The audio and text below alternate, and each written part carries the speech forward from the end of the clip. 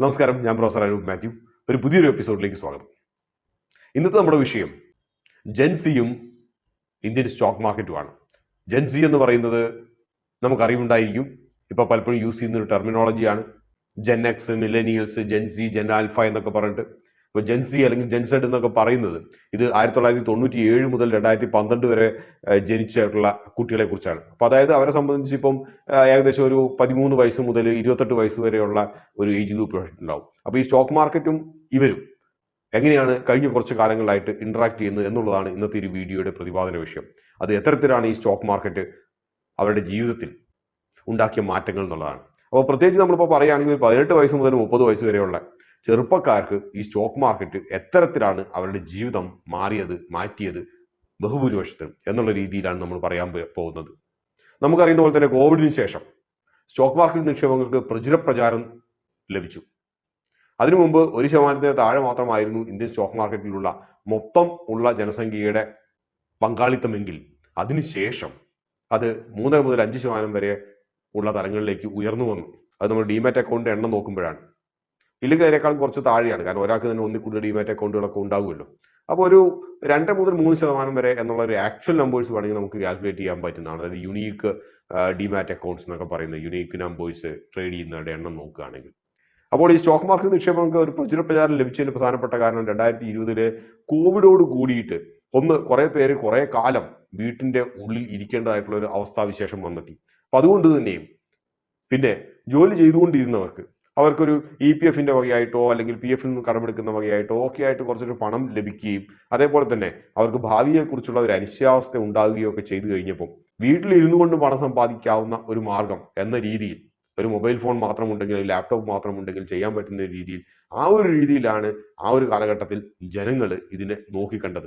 പ്രത്യേകിച്ച് ചെറുപ്പക്കാരുടെ ഇടയിൽ അവർ ഈ പറഞ്ഞ പോലെ ഇന്ന് 30 വയസ്സ് 28 വയസ്സൊക്കെ ഉള്ളവർക്കൊക്കെ ആണെങ്കിൽ അന്ന് ഗ്രാജുവേഷനൊക്കെ കഴിഞ്ഞിട്ടേ ഉണ്ടാവുകയുള്ളൂ. അവരുടെ കരിയറിന്റെ ആദ്യ ഭാഗങ്ങളാണ്. അപ്പോൾ അവരതിൻ്റെ അകത്ത് കാര്യമായിട്ട് പാർട്ടിസിപ്പേറ്റ് ചെയ്തിരുന്നു എന്ന് ചോദിച്ചു കഴിഞ്ഞാൽ അതിന്റെ പ്രധാനപ്പെട്ട ഒരു ഉത്തരം ഇല്ല എന്നാണ്. പക്ഷെ അതിനുശേഷം ഈ ഒരു പ്രചാരം നേടിയതിനു ശേഷം അവരുടെ ചേട്ടന്മാരോ അല്ലെങ്കിൽ അവരുടെ മാതാപിതാക്കളോ ഒക്കെ ആയിരിക്കും അന്നത്തെ കാലത്ത് പ്രധാനമായിട്ടും ഇത് ചെയ്തിട്ടുണ്ടാവുക.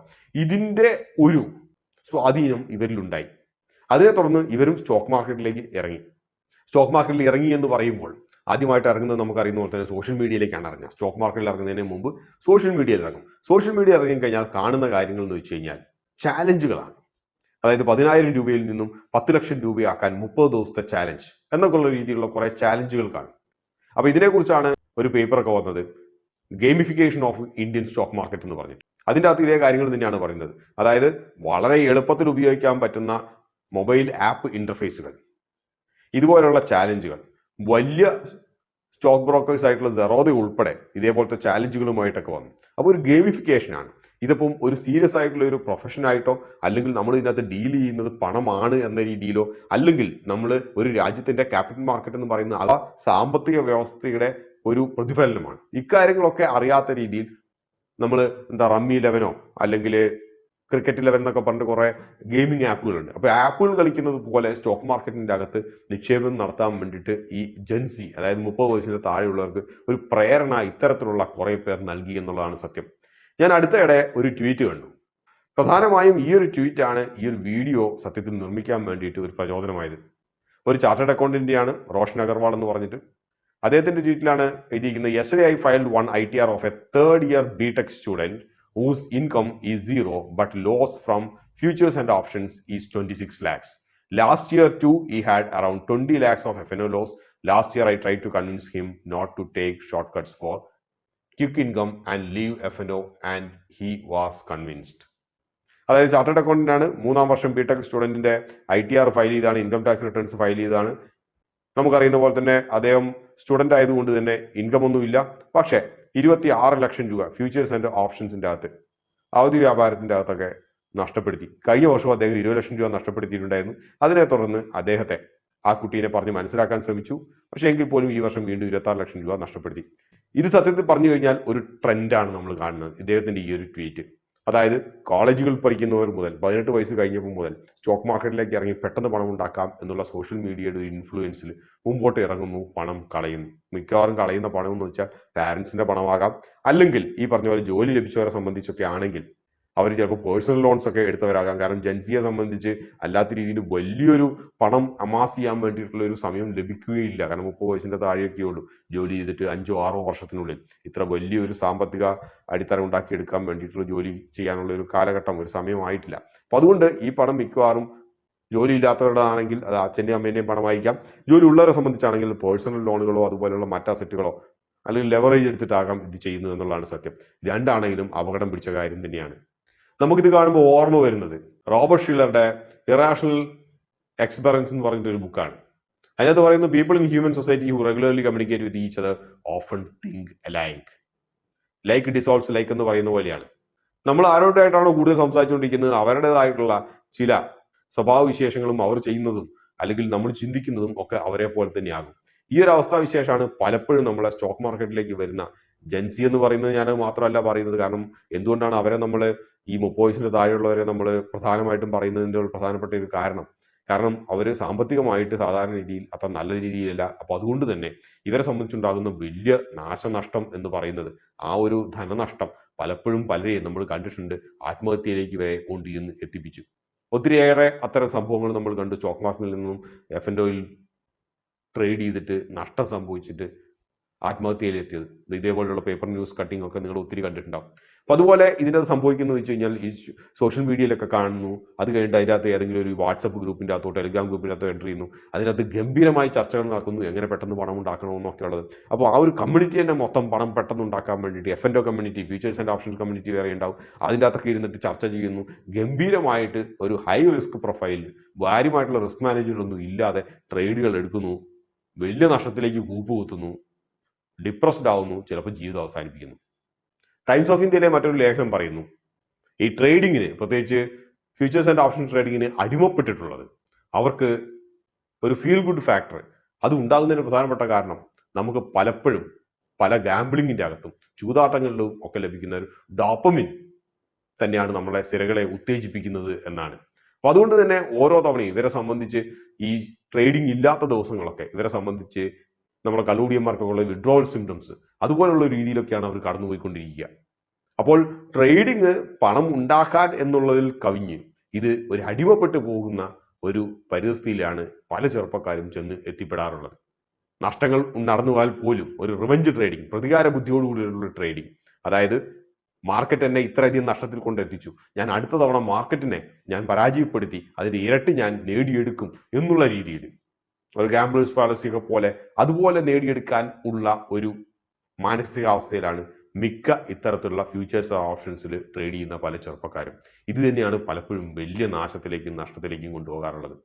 ഇവരെ സംബന്ധിച്ച് മറ്റൊരു കാര്യം, കാലത്തിന് വേണ്ടി, നല്ലൊരു കാലത്തിന് വേണ്ടിയിട്ട്, നല്ലൊരു സമയത്തിന് വേണ്ടിയിട്ട് ടൈമിങ് മാർക്കറ്റിനെ പലപ്പോഴും നന്നായിട്ട് നോക്കാറില്ല എന്നുള്ളതാണ് സത്യം. അപ്പോൾ അതിനെക്കുറിച്ച് നമ്മൾ പറയാം ഫിയർ ഓഫ് മിസ്സിങ് ഔട്ട്. അതായത് മാർക്കറ്റിൽ ഇത്തിരി മുകളിലേക്ക് പോവുകയാണെങ്കിൽ പോലും പലപ്പോഴും പലരുടെയുള്ള ഒരു തോന്നൽ ഇത് അവസാനത്തെ ബസ്സാണ് വിട്ടുപോകുന്നത്, അതിനു മുമ്പ് എനിക്ക് ഇതിൻ്റെ അകത്ത് കയറി കൂടി മാക്സിമം ലാഭം ഉണ്ടാക്കണം എന്നുള്ള രീതിയിൽ ആ ഒരു psychology feeling, fear of missing out.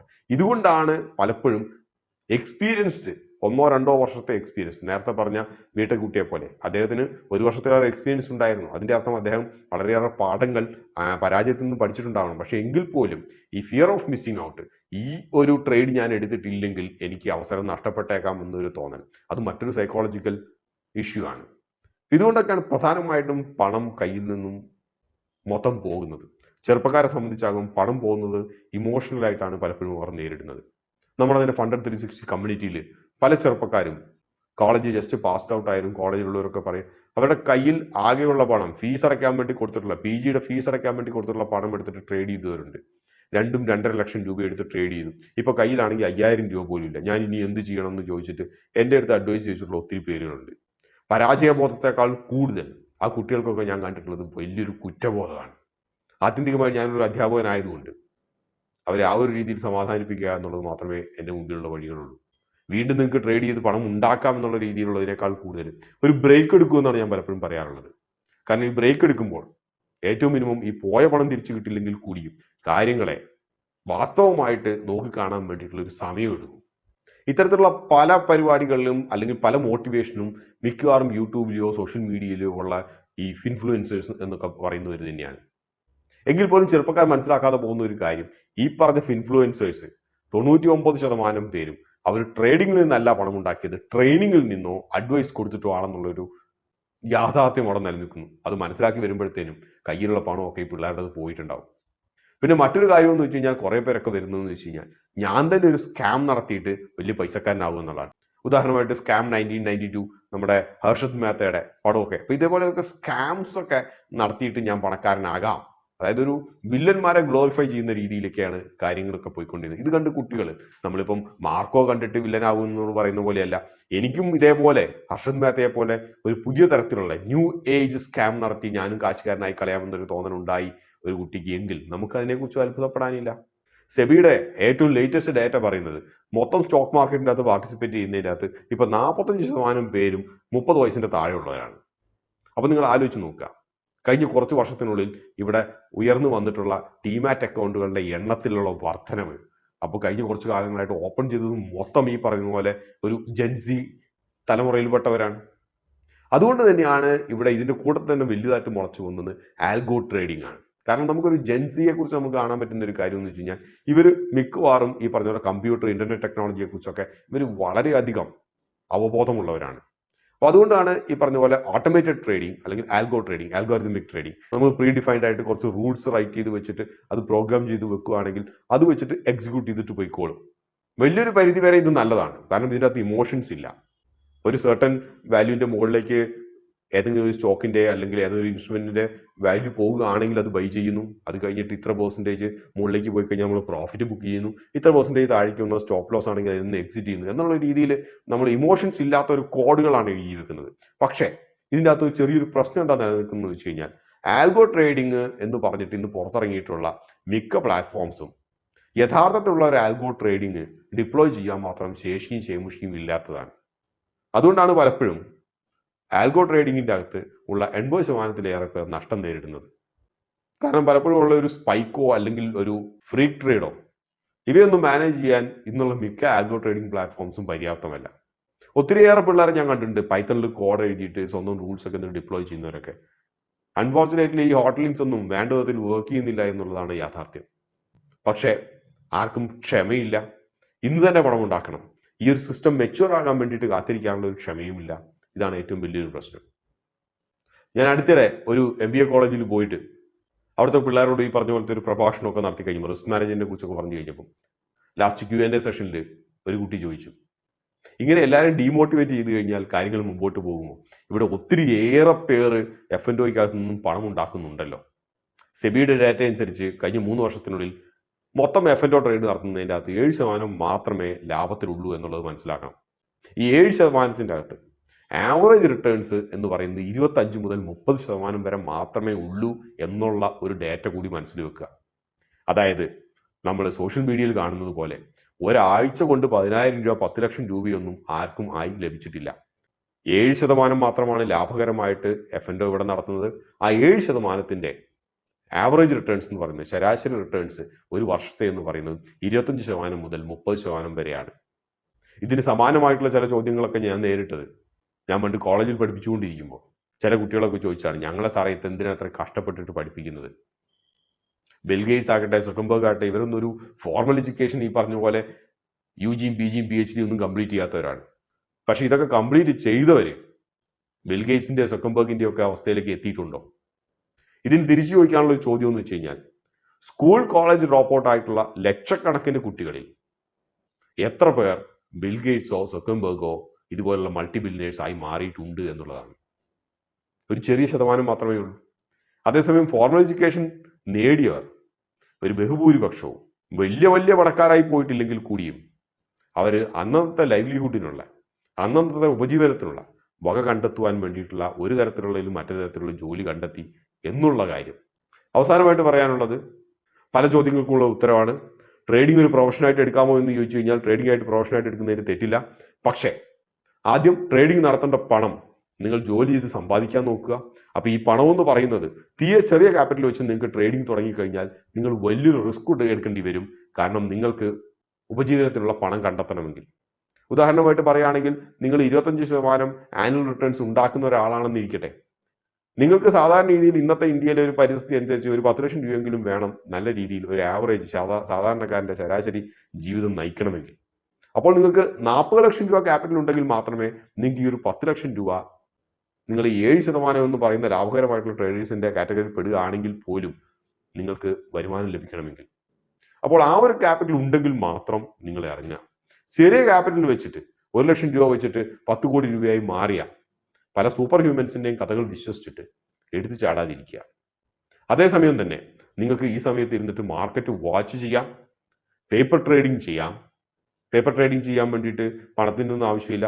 ഒട്ടനേകം ഫ്രീ പ്ലാറ്റ്ഫോംസ് ഉണ്ട്. ഇവയിലെല്ലാം ചെയ്തിട്ട് ആ ഒരു സിസ്റ്റമായിട്ടൊന്ന് ഫെമിലിയറൈസ് ചെയ്തതിന് ശേഷം മാത്രം യഥാർത്ഥത്തിലുള്ള പണം വെച്ചിട്ട് ചെയ്യാം.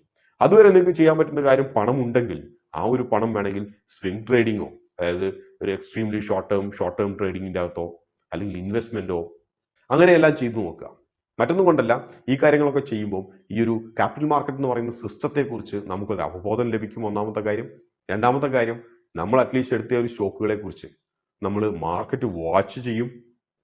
ഇതിൻ്റെ ഫണ്ടമെന്റൽസ് നമ്മൾ അറിയാൻ വേണ്ടി ശ്രമിക്കും. കുറച്ചൊക്കെ ടെക്നിക്കൽസ് നമ്മൾ അറിയാൻ വേണ്ടി ശ്രമിക്കും. അപ്പോൾ ഒറ്റ ദിവസം കൊണ്ട് റോം ഉണ്ടാക്കിയതല്ല എന്ന് പറയുന്ന പോലെ തന്നെ, അതേപോലെ തന്നെ നിങ്ങൾക്ക് ജോലിക്ക് കയറാൻ വേണ്ടിയിട്ട് ഒരു 20 വർഷത്തെ പഠനം നിങ്ങൾ നയിക്കുന്നത് പോലെ 20 ദിവസത്തെ പഠനം കൊണ്ട് ഒരിക്കലും നിങ്ങളുടെ ജീവിതത്തിന്റെ ഭാഗതയെ നിർണ്ണയിക്കുന്ന ഇത്തരത്തിലുള്ള തീരുമാനങ്ങൾ എടുത്തു ചാടാണ്ടിരിക്കുക. സ്റ്റോക്ക് മാർക്കറ്റിൽ പണം നഷ്ടപ്പെടുത്താൻ വളരെ എളുപ്പമാണ്. അതുണ്ടാക്കാൻ സ്കില്ലും എക്സ്പീരിയൻസും വേണം. മറ്റൊരു തെറ്റ് വീണ്ടും കാണാം. അതുവരെ നന്ദി, നമസ്കാരം.